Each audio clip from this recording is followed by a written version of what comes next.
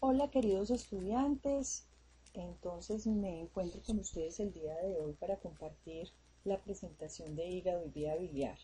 No olviden nunca tener claro lo que es el objetivo de la sesión, que es conocer la configuración externa e interna del hígado, sus relaciones, la división anatómica y funcional, además de los vasos sanguíneos del hígado y la vesícula biliar. La, la revisión bibliográfica la pueden hacer desde cualquiera de los textos que están sugeridos desde comienzo de semestre. Aquí hay algunas sugerencias, sin embargo, pueden revisar cualquier texto que les pueda contribuir, incluyendo anatomía quirúrgica del hígado. El hígado y sus vías biliares, entonces, es el tema de hoy. Decía Bismuth en el año de 1982 que un requisito de la cirugía hepática moderna es tener un muy buen conocimiento de la anatomía del hígado. El hígado, la palabra hígado viene del griego hepar, es la glándula más grande del organismo, es una glándula exocrina importante cuya secreción se denomina bilis. En el adulto, el hígado pesa aproximadamente 1500 gramos, eso equivale más o menos a un 2.5% del peso corporal. Sin embargo, a pesar de ser una víscera muy grande, es una víscera que no es tan grande en el adulto como sí lo es en el niño. En el niño y en el feto, el hígado tiene unas dimensiones grandes y esto obedece a que la función del hígado en el niño son las funciones hematopoyéticas. Luego esas funciones hematopoyéticas en el adulto pues ya están instauradas, pues ya las va a realizar otro órgano como la médula ósea, pero en el niño están muy representadas en el hígado. Por eso el hígado del bebé y del feto maduro es grande, 5% del peso corporal aproximadamente. Eso también explica la hernia fisiológica que se presenta temprano en el desarrollo y que desaparece más o menos a la 12ª semana, y es cuando los intestinos protruyen hacia la porción proximal del cordón umbilical, y es por ese crecimiento que es muy grande por sus funciones hematopoyéticas. El hígado tiene muchas funciones. Dentro de esas funciones que tiene el hígado está la síntesis y la secreción de la bilis, la excreción de la bilirrubina como resultado de la degradación de la hemoglobina, metabolismo de los hidratos de carbono en todos esos procesos que ustedes ven o que se ven desde la bioquímica y desde la fisiología, la glucogenogénesis, la glucogenólisis, la gluconeogénesis, regulación de la glicemia, metabolismo y síntesis de proteínas, la desaminación de los aminoácidos, síntesis de proteínas plasmáticas como la albúmina y las globulinas, proteínas de la coagulación como el caso de la protrombina, del fibrinógeno que ustedes han oído mencionar, las lipoproteínas, las LDL, las HDL, metabolismo de los lípidos, la síntesis del colesterol, la degradación de ácidos grasos por la beta-oxidación. También interviene en funciones como la liberación de toxinas, de sustratos, por ejemplo, que pueden ser fármacos, pueden ser hormonas, el mismo licor, el mismo etanol, por ejemplo.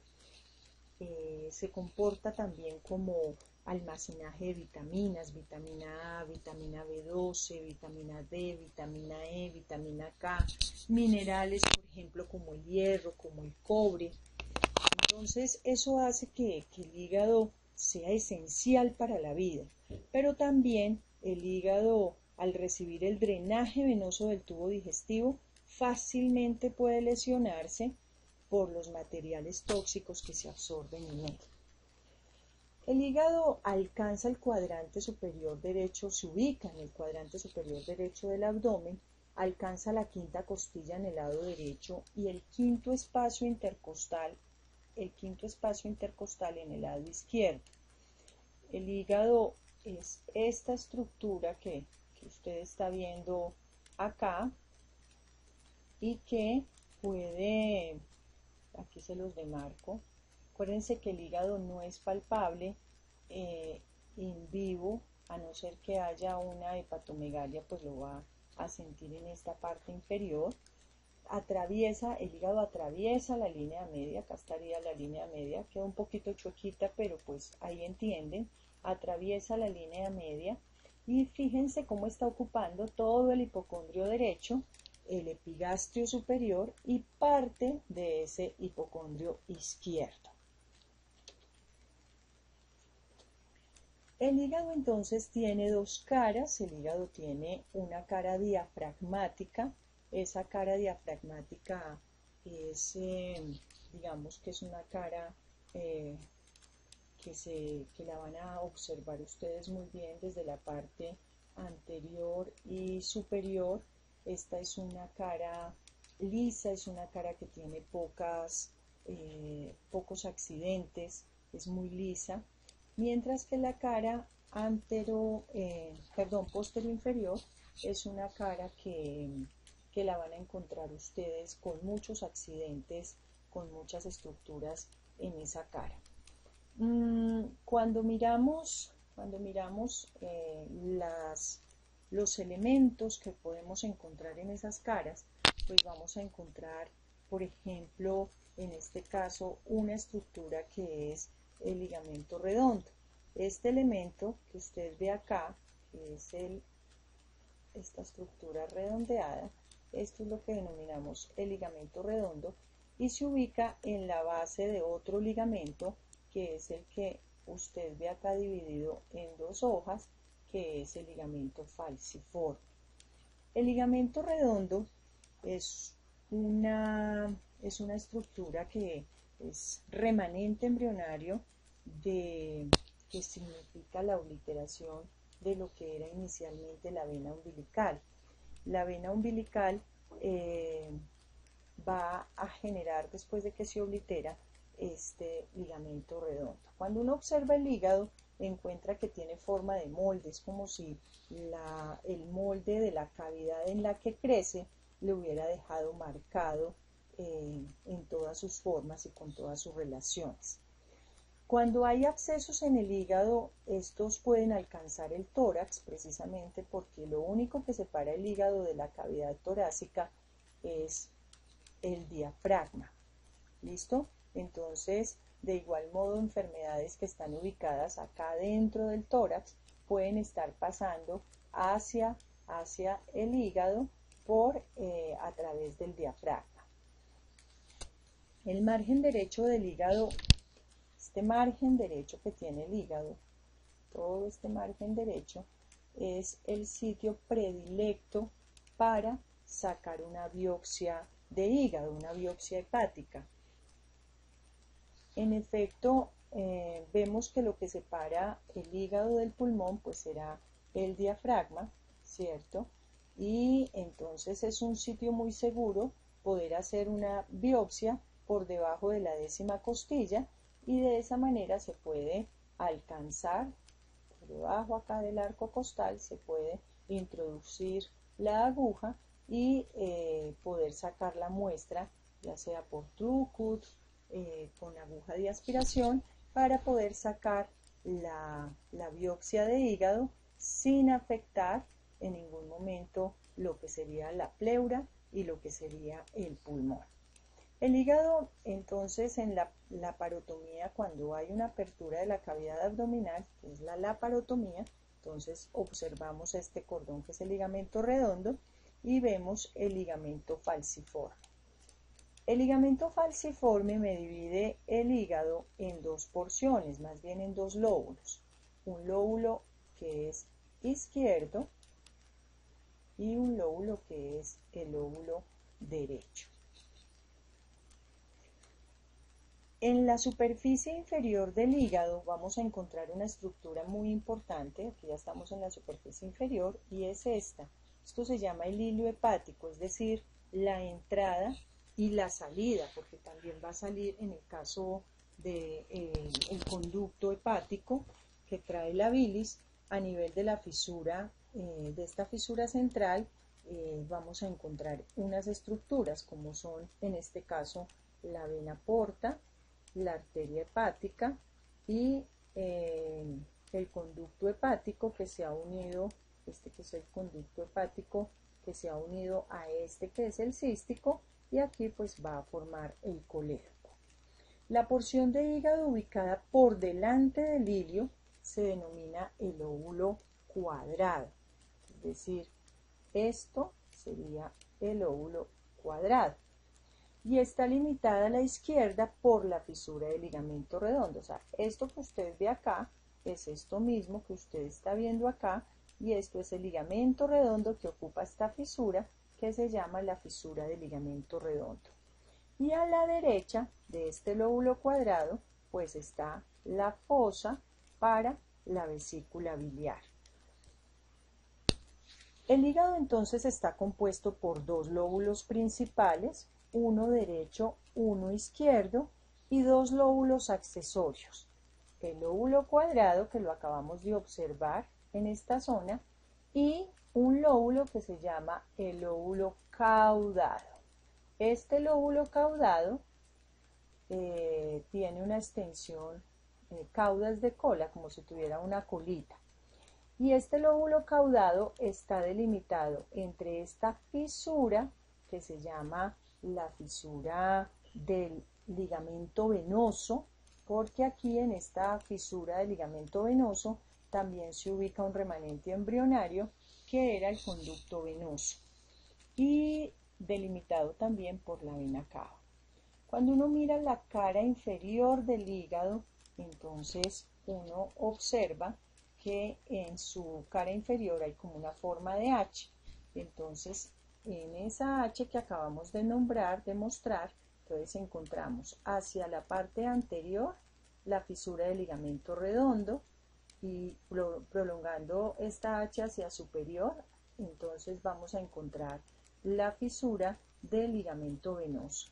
El otro palito de la H está conformado por esto que es la vena cava inferior y por la vesícula biliar.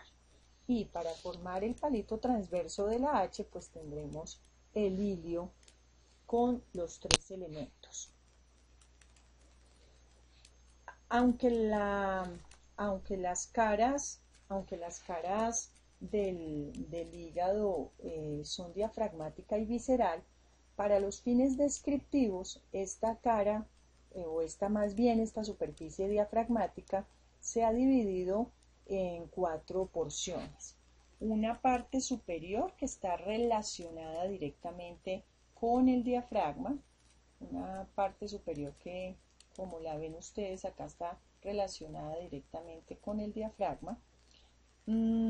También toda esta parte estaría relacionada tanto a la derecha como a la izquierda con el diafragma, con la pleura y el pulmón derecho que estarían acá, el pulmón y la pleura del lado derecho. Aquí estaría el pericardio, aquí estaría el corazón, y con la pleura, con parte de la pleura y del pulmón izquierdo. La parte posterior se relaciona con las costillas inferiores y con el diafragma. Esto que está acá pasa a ser después parte posterior si lo ponemos en la posición anatómica. El curso de la vena cava inferior y la mayor parte de un área que está desprovista de peritoneo, que es toda esta zona que usted alcanza a ver acá. Todo esto es el área desnuda, es decir, que está libre de peritoneo. En el hígado tenemos, digamos, dos zonas desnudas o desprovistas de peritoneo. Una es esta parte que está bien ubicada en la parte posterior, está bien posteriormente, y esta parte donde está, si ustedes quitan la vesícula biliar de acá, ahí tampoco hay peritoneo. Entonces, esas son las dos zonas, no lo vayan a olvidar, donde está desprovisto de peritoneo. La parte anterior de la cara diafragmática se relaciona, por supuesto, con el diafragma que cae en esta zona, que acuérdense que el diafragma es una cúpula, el apéndice sifoide del esternón y la pared abdominal anterior. Todo esto lo que es la pared abdominal anterior es lo que sería esa parte anterior. Y la parte derecha es una continuación de la parte posterior y está relacionada también con el diafragma, la pleura, el pulmón derecho y las costillas de la séptima a la 11ª costilla. La superficie diafragmática del hígado está separada de la superficie visceral por el borde inferior, que es este que está aquí marcado en blanco, que es agudo, es afilado en la parte anterior y es menos marcado y redondeado en la parte posterior, pero en la parte anterior es muy bien, está súper bien delimitada.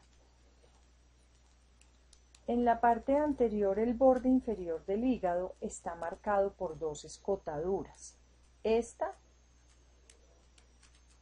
escotadura que les marco acá con el señalador, esta, que es la escotadura donde va a estar ubicado el ligamento redondo, y va a tener una escotadura más superficial en esta zona, que es donde va a estar la fosa para la vesícula biliar. La superficie visceral del hígado va a estar relacionada con varios elementos y ya los vamos a ver. Aparte de este borde inferior que tiene el hígado, vamos a tener un borde que es posterior. Ese borde que es posterior va a ser mucho más redondeado.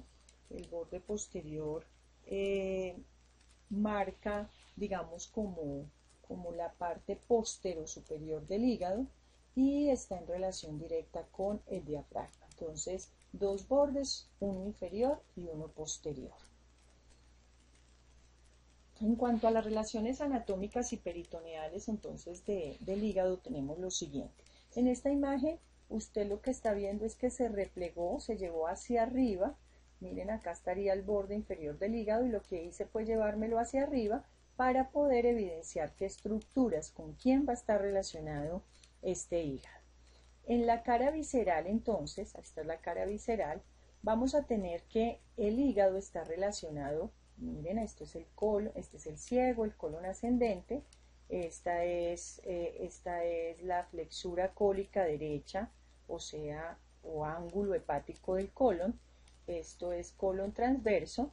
Entonces vemos cómo el ángulo hepático y la parte derecha del colon transverso está relacionado con el hígado. Si yo descuelgo nuevamente esta porción, voy a encontrar que el hígado estará directamente relacionado con él. La impresión colónica se extiende desde el lóbulo derecho del hígado hasta el segmento medial del lóbulo izquierdo. El hígado también está relacionado, si yo retirara en este caso, por ejemplo, todo lo que es el peritoneo, acuérdense que el riñón es retroperitoneal, el hígado también estará relacionado con el riñón derecho y con la glándula suprarrenal derecha, por detrás, por supuesto, de la impresión colónica. También va a estar en relación con la vesícula biliar y además de eso con la primera y la segunda porción del duodeno y con el píloro. Entonces, cuando miremos la cara inferior, entonces aquí estaría la impresión para el riñón, acá estaría la relación para la glándula suprarrenal. Es importante decir que la glándula suprarrenal está plicada sobre el área desnuda, sobre parte del área desnuda del hígado. Aquí estaría el ángulo hepático del colon, aquí sería la relación con el colon, con la porción derecha del colon transverso, y en esta zona estaría la primera y la segunda porción del duodeno.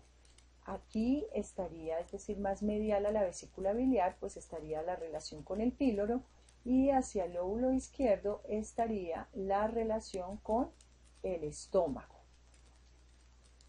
En esta parte, muy cercano al borde posterior, del hígado, vamos a encontrar su relación también con el esófago, que ha atravesado el hiato esofágico para llegar hacia el abdomen. El hígado está fijo a la pared abdominal anterior y a la superficie inferior del diafragma, por los ligamentos falciforme, coronario y triangulares. Bueno, aquí nuevamente vemos las relaciones. Y aquí entonces lo que podemos observar es que este hígado no se mantiene a capricho en la zona donde está, sino que está fijo a la pared abdominal, tanto anterior, mírenlo acá, anteriormente estaría fijo a la pared abdominal por medio de este ligamento que es el ligamento falciforme. Hacia la parte superior vamos a encontrar que estas dos hojas de peritoneo, que a la vez acá hacia la zona central es el ligamento falciforme, se extiende hacia arriba y se inserta, digamos que se continúa con el peritoneo que cubre al diafragma, y esto es lo que vamos a denominar el ligamento coronario. Es decir que todo esto es ligamento coronario. Todo esto es ligamento coronario. Y aquí este lado también esto es ligamento coronario. Luego en los extremos hay una condensación de ese ligamento coronario, entonces aquí se forma el ligamento triangular a ambos lados. Entonces voy a tener un ligamento triangular izquierdo y un ligamento triangular derecho. Otra cosa importante es que este ligamento coronario tiene una hoja anterior y una hoja posterior. Acá vemos la hoja anterior y aquí vemos la hoja posterior. Estas hojas de peritoneo envuelven al hilio hepático y a los elementos del hilio, contornea la vena cava inferior y contornea el área desnuda y se une con la hoja anterior, y luego al unirse tanto esta hoja que ustedes ven acá con esta hoja, forman el ligamento.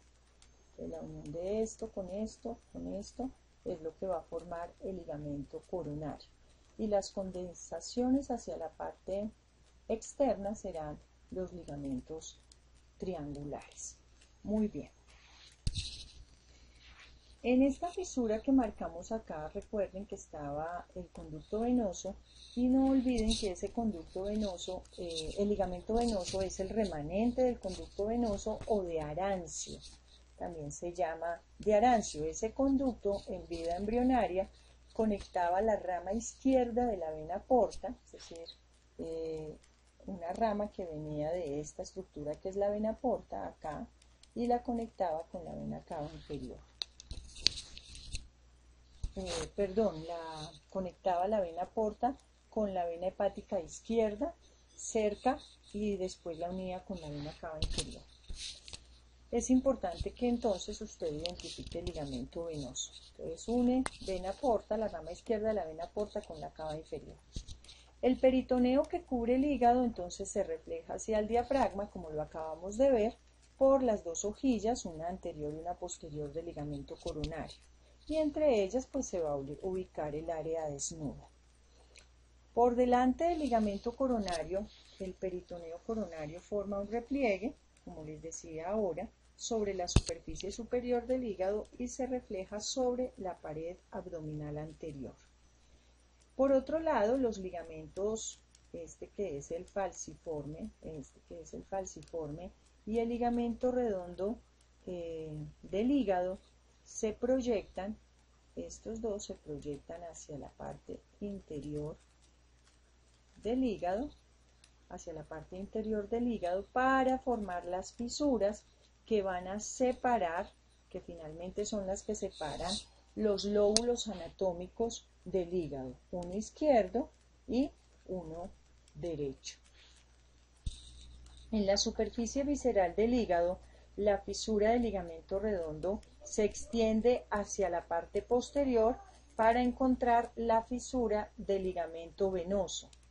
Entre estas fisuras y el lecho de la vesícula biliar era donde habíamos identificado el lóbulo cuadrado y el lóbulo caudado.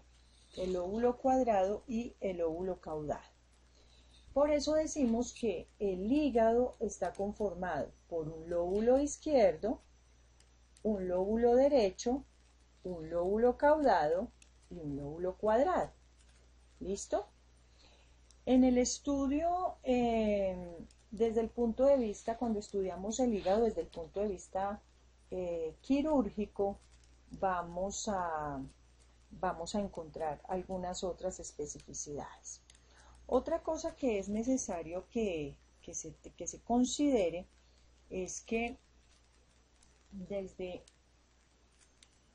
cuando mirábamos, me voy a devolver acá un poquito, y lo que encontrábamos era esto.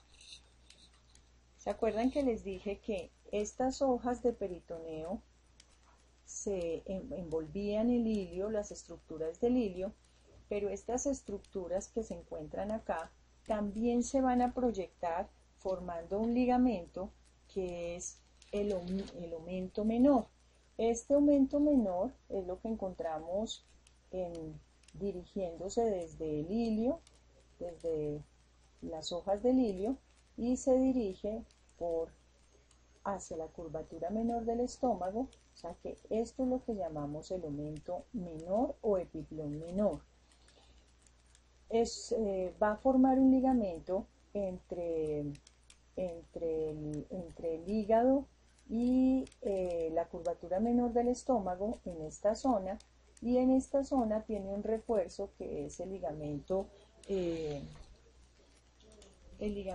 hepatoduodenal, y en ese ligamento vamos a encontrar lo que es las estructuras envolviendo las estructuras, el colédoco, la arteria hepática y la vena porta en esta zona. Este ligamento o este refuerzo va a delimitar la entrada a una cavidad que será el límite anterior de la entrada a la transcavidad de los epiplones, o también llamada bolsa omental.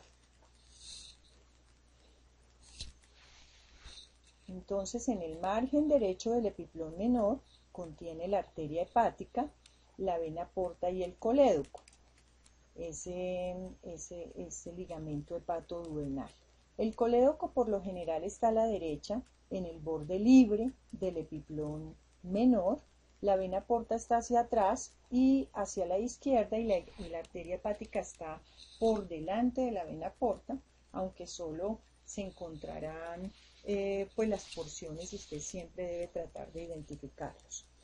Digamos que en los animales cuadrúpedos los ligamentos hepáticos son muy importantes para sostener el órgano, pero en la especie humana no lo son tanto. En efecto, el hígado se va a mantener en posición principalmente por algunos fenómenos. Por ejemplo, uno de esos fenómenos es la presión intraabdominal. También se mantiene fijo por la fijación que hace esa parte fibrosa del área desnuda, es decir, ese ligamento coronario, y a las desembocaduras de las venas hepáticas, es decir, las venas que van a desembocar, que vienen del hígado y desembocan en la vena cava inferior, le dan un sostén muy importante.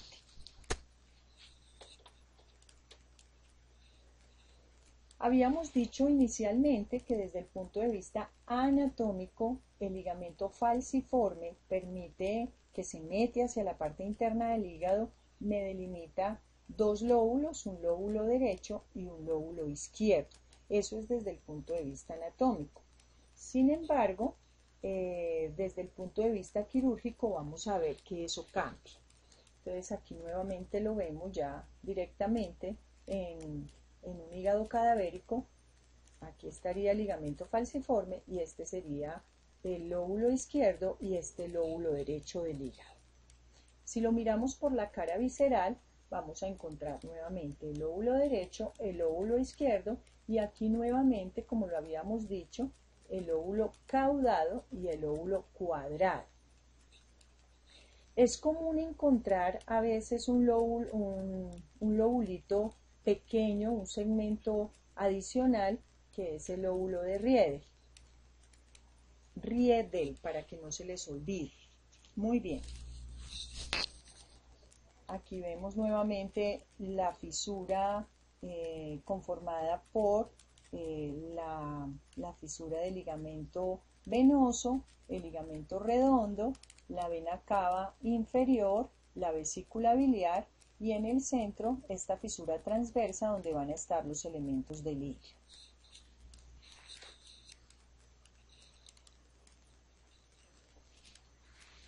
Desde el punto de vista quirúrgico es cuando la cosa se va complicando un poquito más.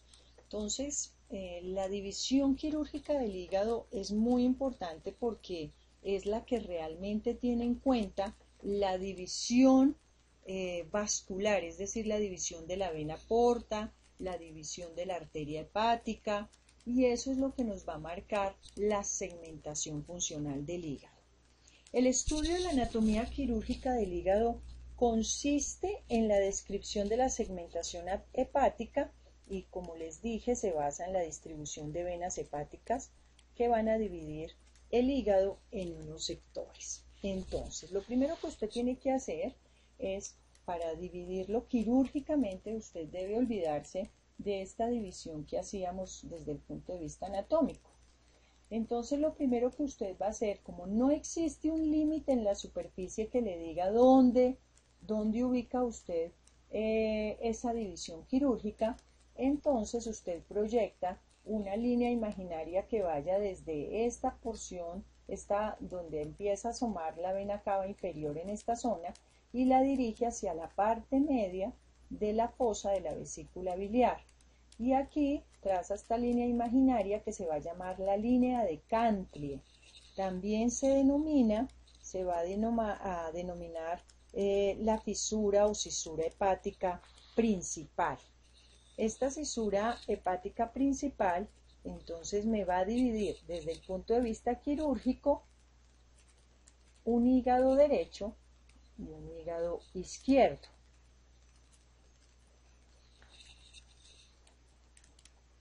La cisura portal hepática, que es esta, o cisura hepática principal,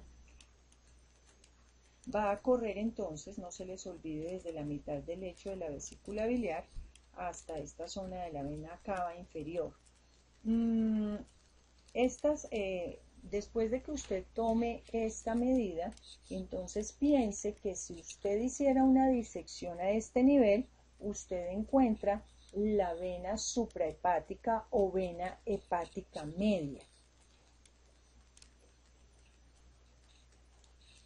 Luego, después de que ya tenga esto claro, entonces vamos a trazar otra, digamos que paralela a esta línea, otra línea que estaría dividiendo en esta zona ese hígado derecho en dos partes. Esta parte que sería la parte anterior o medial, y esta parte que sería la parte posterior o lateral. También por su parte, aquí estaríamos nombrando, aquí estaríamos dividiendo esta parte como medial o anterior y esta como lateral o posterior. ¿Listo? Entonces, así como acá estaba la vena suprahepática media o vena hepática media, aquí voy a tener la vena, quien me va a dividir en esta cisura será la vena hepática derecha o vena suprahepática derecha, y en esta la vena hepática izquierda. Entonces ahí ya tengo que las venas suprahepáticas, ¿cuántas venas suprahepáticas mayores tengo? Tengo la media, que estaría acá, hepática media, tenemos la suprahepática o hepática derecha y la izquierda. De esa manera, entonces tengo un lóbulo, un hígado derecho y un hígado izquierdo. Y a partir de estas venas, entonces voy a tener un segmento anterior o medial y otro posterior y lateral, tanto a un lado como en el otro lado. Además de eso, vamos a encontrar que hay una línea horizontal que marca más o menos la zona donde se ha dividido, hasta acá, perdón, la zona donde se ha dividido esta segmentación, donde se dividen las venas que están en esta zona, acá, acá y acá, y me va a dividir el hígado en segmentos. Entonces, vamos a la diapositiva anterior para que lo entienda usted mejor. Entonces, aquí tenemos, esto es la vena cava inferior, aquí está la vena suprahepática o hepática media, dividiendo lo que es izquierdo y lo que es derecho. Luego vemos la vena hepática derecha, dividiendo lo que es medial o anterior de lo que es posterior o lateral. Y la izquierda, que me divide lo que es anterior y lo que es posterior o lateral. Luego, la división horizontal se va a hacer dependiendo las ramificaciones que hacen estas venas hepáticas. Entonces, o por el contrario, es mucho más fácil si lo tenemos en cuenta, teniendo en cuenta cómo se divide la porta. Aquí estaría entrando la porta y aquí estaría dividiéndose en una rama derecha, ya me devuelvo, una rama derecha y una rama izquierda. En ese orden de ideas, entonces tenemos 8 segmentos en el hígado desde el punto de vista quirúrgico. 7 son dependientes de una circulación portal, de la división de la vena porta, y hay un lóbulo que todo lo tiene independiente, que es el lóbulo caudado. Por eso se ha considerado que el lóbulo caudado es el segmento 1. Además, drena de manera independiente a la vena cava mediante 2 venas hepáticas menores. Por eso estas grandes se llaman las hepáticas mayores. Entonces, en ese orden de ideas, cuando uno va a segmentar el hígado, entonces va a tener una segmentación de la parte derecha y una de la parte izquierda. Entonces vamos a tener, en el lado derecho, vamos a tener esta división que se había hecho medial. Entonces voy a tener inferior el segmento 5 y superior el segmento 8. Y en la división que era posterior o lateral voy a tener el 5 y el 7. Mientras que en el lado izquierdo voy a tener el segmento 4, que es parte de todo este anterior, más el segmento 3. El segmento 4, si me voy hacia la parte inferior, el lóbulo cuadrado que habíamos visto hace parte del segmento 4. Y el 2 estaría ocupando todo lo que es la parte lateral o posterior en el lado izquierdo. Sin embargo, usted debe entender, usted si es juicioso, haga el ejercicio. Aquí tenemos atrás el lóbulo caudado, que sería el segmento 1, que es independiente porque recibe irrigación y drena de manera independiente. Entonces, tendríamos que en sentido de las manecillas del reloj en la cara diafragmática, entonces tendríamos por posterior el 1, el 2, el 3, el 4, el 5, el 6, y en la parte posterior en sentido horario, este sería el 7 y este sería el 8. Entonces, división anatómica a partir del ligamento falciforme y división funcional, recuerden, desde la línea de Cantli, que sería la vena hepática media. Aquí nuevamente entonces tenemos la vena hepática media, todo esto será derecho, todo esto será izquierdo. La vena hepática media entonces me delimita lo que es la cisura hepática principal o la línea de Cantli, y luego las otras venas hepáticas me delimitan lo que me van a subdividir, digamos, ese lóbulo en dos porciones o en 2 sectores, uno medial o anterior y uno posterior o lateral. Este será el lado derecho, este será el anterior del lado izquierdo y este será el posterior o lateral del lado izquierdo. Les decía yo que la parte de la división horizontal, es decir, lo que me delimita el segmento 5, el segmento 8, lo que me delimita el segmento 5 y el segmento el segmento 8, el segmento 6, el segmento 7 y del otro lado lo que sería el segmento 3 y el segmento 2, pues será las divisiones que hace la vena porta. Entonces, las longitudinales, estas porciones longitudinales, la división está a cargo de las suprahepáticas, mientras que las horizontales está a cargo de las divisiones de la vena porta.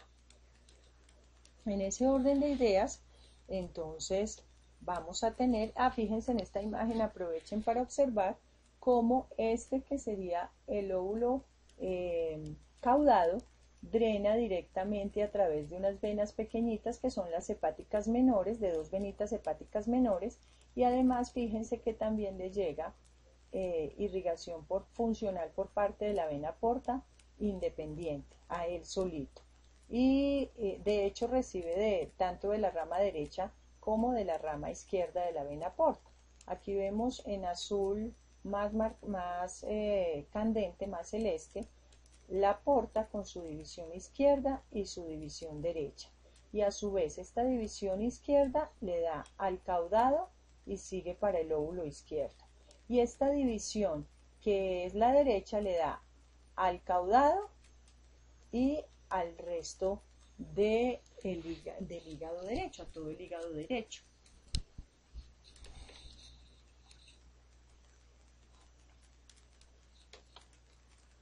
Listo. Y aquí vemos entonces cómo lo podríamos hacer en sentido horario. Por posterior estaría el 1, ¿sí? El 1, entonces si yo lo hago en sentido horario para aprenderme los segmentos, entonces lo hago, aquí estaría el 1 por posterior, 1, 2, 3, 4, 5, 6, 7. Pero por la cara visceral es en sentido antihorario. Entonces, 1, 2, 3, 4, 5, 6 y 7. Entonces fíjense que por la cara visceral, quien no tiene representación es el lóbulo, el segmento 8. O sea que la cara visceral carece de segmento 8. Su representación es hacia la cara diafragmática. Esos segmentos los pueden nombrar por números, pero también los pueden mencionar por nombres. Entonces voy a devolverme nuevamente, ustedes pueden tener los nombres claritos. Entonces recuerden que aquí estaría la línea de Cantle, acá. Entonces esto era medial o anterior y esto era posterior o lateral. Entonces, y esto era medial o anterior y este era posterior o lateral. Entonces en el lóbulo derecho tenemos el segmento medial superior y el segmento medial inferior. También acuérdense que le pueden decir anterior, Y aquí tenemos entonces la posterior superior y posterior inferior. Y a este lado pues tendríamos el 2 que sería el posterior lateral, el 3 sería el anterior inferior y el 4 tiene dos porciones, una porción A más B y el lobulillo aquí por debajo sería el cuadrado. Entonces, acuérdense que son segmentos. Entonces, nuevamente, aquí está en números y aquí está el nombre. Entonces, segmento medial posterior derecho, segmento medial anterior derecho, segmento lateral posterior derecho, segmento lateral anterior derecho. Esta es, digamos, la nomenclatura de Moore. A mí me gusta la segmentación medial y lateral, superior e inferior, posterior lateral, posterior inferior. Lo mismo en el lado izquierdo. ¿Cuáles son los vasos sanguíneos del hígado? El hígado recibe dos fuentes de irrigación, una que es funcional y una que es nutricia. Es decir, que tiene una parte venosa y una parte arterial. La parte venosa es la dominante y es la que está a cargo de la vena porta hepática de entre un 75 a un 80%. Y es la que denominamos funcional. Y tenemos la arterial, que es la que llamamos menor o nutricia, que está a cargo de la arteria hepática. Recuerden ustedes que la arteria hepática se sale del tronco celíaco. Esa arteria hepática que sale del tronco celíaco, que es de las primeras ramas de la aorta, entonces luego se va a dividir en hepática propia y en gastroduodenal. La hepática propia luego se divide en derecha e izquierda e ingresa al parénquima acompañando la división secundaria y terciaria segmentaria de lo que es la vena porta. Tiene como fuentes de drenaje las tres venas hepáticas, derecha, intermedia e izquierda, y dos venas hepáticas menores que son exclusivas del lóbulo caudado. Decimos que esta parte de las tres venas hepáticas o suprahepáticas pues serán del resto de los segmentos, y el caudado tendrá solo las hepáticas menores. La vena porta hepática se forma de la esplénica y de la vena mesentérica superior. La vena esplénica recibe a la vena mesentérica inferior. Entonces acá la seguimos. Esta es la vena mesentérica inferior, donde están confluyendo otra serie de la cólica izquierda, las sigmoideas, la rectal superior.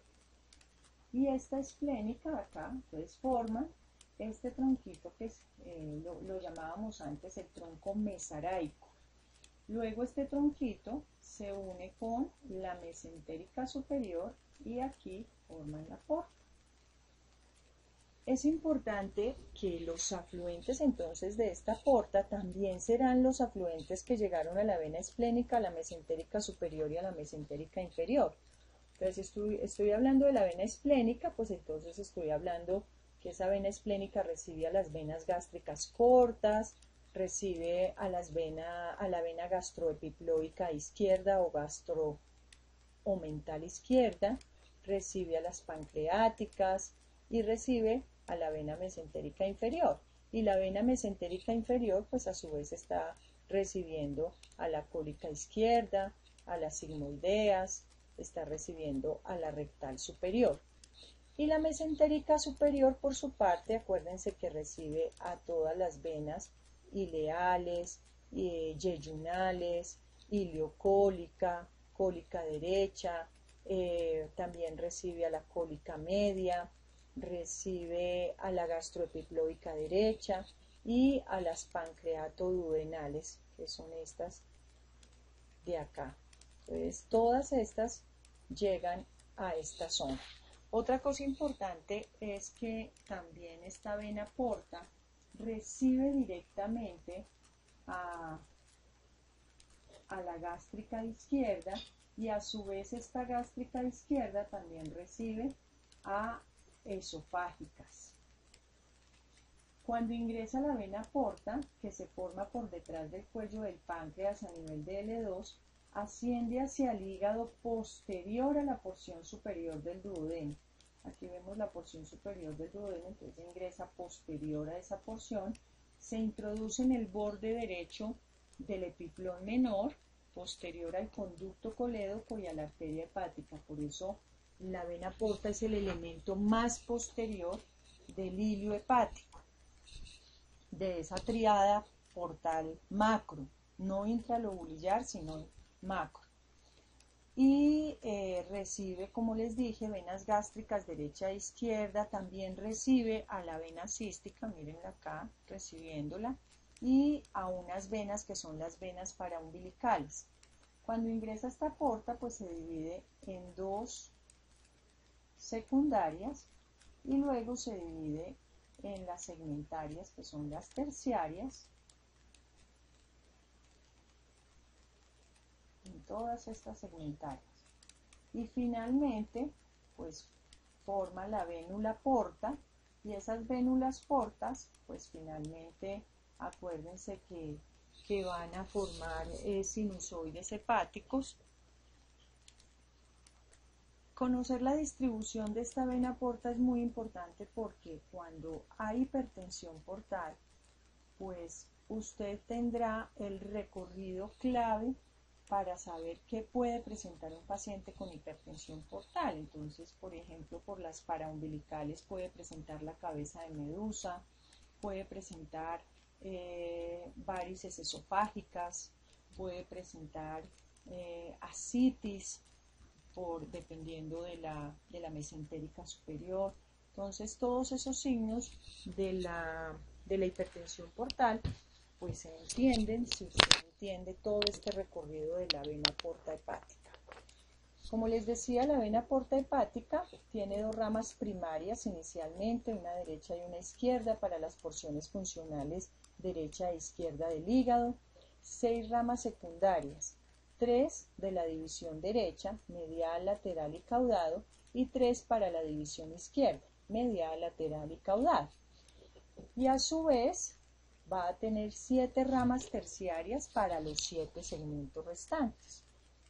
O sea que, resumiendo, la vena porta aporta, valga la redundancia, el 75% de la irrigación del hígado, hace 2 divisiones primarias, una derecha y una izquierda, 6 ramas secundarias, 3, una para el caudado de cada lado, porque el caudado recibe tanto de la derecha como la izquierda, y para el segmento o para el sector medial y el sector lateral de cada uno de los hígados derecho e izquierdo.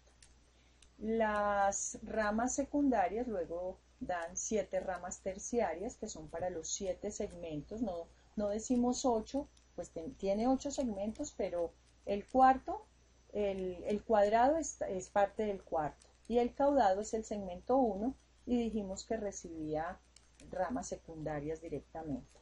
Estas ramas terciarias serán vénulas y llegan a los capilares de los sinusoides, luego van a las venas centrales, luego las venas centrales forman las venas segmentarias de la vena suprahepática o hepática, luego estas venas segmentarias pasan a las venas interlobulares de la vena suprahepática y luego estas pasan a las venas hepáticas mayores, que son 3, y a las hepáticas menores, que son 2, y en conjunto llegan a la vena cava inferior.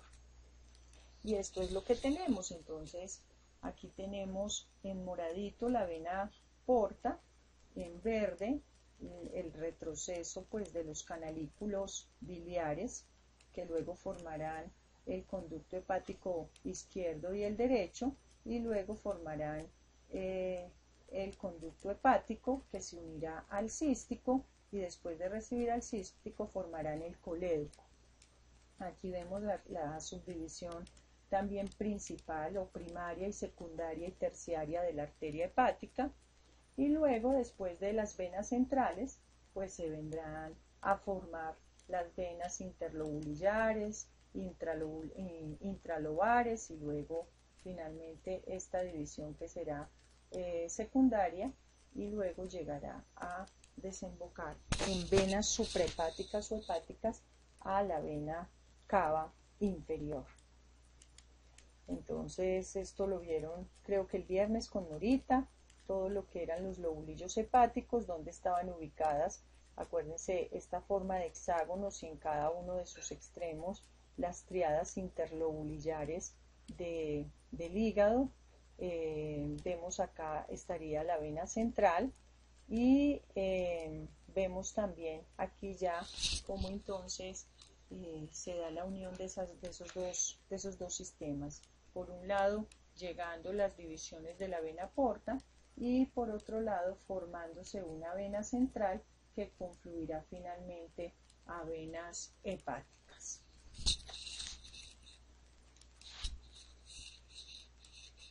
Los conductos biliares están conformados, realmente son 3 conductos.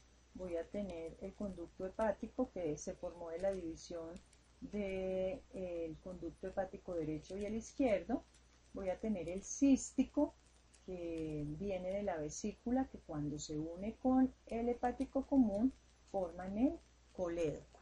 Estos conductos biliares lo que hacen es transportar la bilis desde el hígado a la vesícula biliar, y de la vesícula biliar, cuando se ingieren grasas, pues será liberado y a través del colédoco llegará hacia una ampolla, que es la ampolla hepatopancreática, que se encuentra en la segunda porción del duodeno, en la parte postero superior, y allí se unirá con el producido, el jugo pancreático que viene a través de el conducto pancreático principal, y van a ingresar al duodeno. La bilis la produce el hígado, pero la almacena y la concentra la vesícula biliar, y se va a liberar intermitentemente cuando entra grasa al duodeno. Es decir, que la bilis es importante para la emulsión de las grasas. Aquí entonces vemos la vesícula biliar, aquí vemos el conducto cístico, el conducto hepático común, y aquí en línea punteada el colédoco, llegando y formando la ampolla hepatopancreática conjunto con el conducto pancreático principal e ingresando al duodeno. El colédoco mide aproximadamente entre 5 y 15 centímetros, es muy variable, desemboca a través de un conducto, y se forma la papila cuando se une con el conducto pancreático. Luego, cuando ingresa al duodeno, se forma lo que se llama la papila duodenal mayor, y esa papila duodenal mayor está rodeada de un esfínter que hacia la luz del duodeno es el esfínter de Oddi, que va acompañado de unos esfínteres, de un esfínter mucho mayor que está formado por varios músculos, como es el coledociano superior, el coledociano inferior, el pancreático y el ampular a nivel de la ampolla.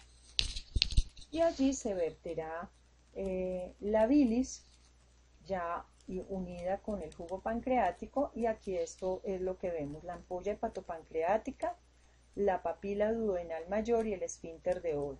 Entonces la ampolla es el sitio donde se une el colédoco con el conducto pancreático principal. Por parte del colédoco tenemos dos músculos grandes, que es un refuerzo pues de fibras musculares. Vamos a tener el coledociano superior y el coledociano inferior, que son fibras, digamos, circulares. Vamos a tener una banda también de tejido muscular, que son una banda longitudinal. Aquí tenemos, por parte del conducto pancreático, también tenemos un refuerzo de fibras circulares. Es coledociano superior, coledociano inferior, el músculo o esfínter pancreático, y luego el ampular, que está cuando ya se unen los dos y forman la trompa, la papila. Y la papila tendrá otro refuerzo, que será un músculo que es el esfínter de Oddi, y esto genera una elevación, y esa elevación es la que llamamos la papila. En la segunda porción del duodeno, a la altura posterolateral. Aquí la vemos. Entonces, si está antes de ingresar, será la ampolla, porque es donde se une. Aquí lo que vemos es la papila, y aquí estaría el esfínter de Oddi, que me delimita el orificio.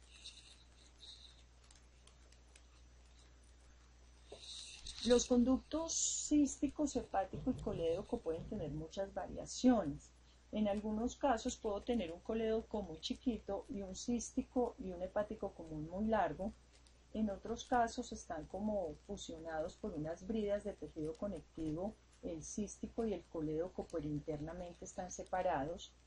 Puedo tener también un conducto hepático común muy pequeñito, un cístico muy pequeñito, y un colédoco muy largo. Por eso la longitud del colédoco es muy variable. Puedo tener casi que ausente el cístico, miren, muy pequeñito, y y se une a un hepático prontamente, ahí también voy a tener un colédoco muy grande. A veces, generalmente, el cístico se une con el hepático común en el lado derecho. Sin embargo, en ocasiones hace como un giro y lo hace por el lado izquierdo, ya sea por anterior o ya sea por posterior. ¿Cuál es el patrón común? El patrón común es que yo voy a encontrar más o menos unos 2 centímetros de conducto cístico, unos 2.5 de hepático común y uno entre más o menos 7 a 10 centímetros de colédoco. La vesícula biliar es una bolsa que tiene aproximadamente un tamaño de 7 a 10 centímetros de longitud. La ubicación pues está en esa parte que les dije al comienzo que estaba desprovista de peritoneo, que era la fosa de la vesícula biliar. Tiene una relación estrecha con la porción superior del duodeno. Se dice que tiene aproximadamente una capacidad de 30 a 60 mililitros. Tiene 3 porciones, un fondo, un cuerpo, un infundíbulo, aunque algunos nombran el cuello con su infundíbulo, y el conducto cístico. Como tiene una relación estrecha con la porción superior del duodeno, pues le deja la impresión marcada sobre todo hacia la zona del cuello y en la porción proximal del conducto. El cuerpo es anterior a la porción superior del duodeno y el cuello es superior al duodeno. Es importante tener en cuenta dos detalles. Entonces, esta vesícula biliar, cuando yo ingreso a ella, en sus paredes internas voy a encontrar estas estructuras que usted ve acá como si fuera arena, que le forman un relieve. Esas estructuras se llaman las eminencias areolares. Esas eminencias areolares, cuando se forma un cálculo, cuando hay una colecistitis, una colelitiasis, entonces ahí vamos a encontrar que esta le va a dar la forma al cálculo de estas eminencias.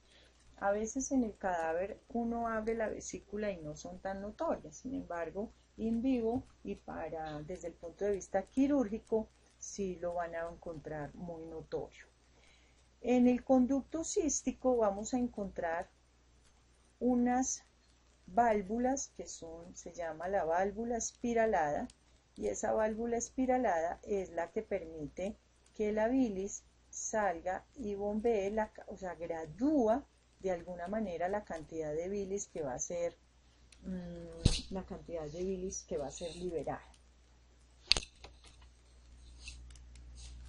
La irrigación y el drenaje venoso de la vesícula biliar, entonces la irrigación está a cargo de una arteria que se llama la arteria cística. La arteria cística en la mayoría de los casos se origina de la arteria hepática derecha. Se ubica en un sitio que se llama el triángulo de Calot o triángulo hepático, y ese triángulo está formado por el cístico, el común y el borde del hígado. Y la estructura que están viendo acá siempre estará metida como contenido en ese triángulo de Calot. Aquí la letra me queda muy mal porque no permite escribir con lápiz, entonces me toca con el mouse. Entonces ahí me disculparán.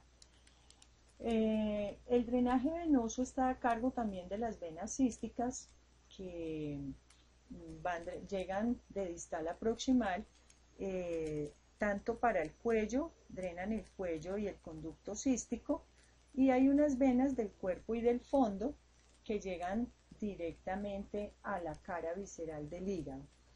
El drenaje venoso, recuerden ustedes que llega también a la porta, el de la vena cística, que llega directamente a la porta, y en el caso paso de venitas del cuerpo y del fondo llegan directamente a la cara visceral del hígado sin pasar por la porta. Finalmente eso era lo que tenía que compartir con ustedes de hígado y de vesícula biliar.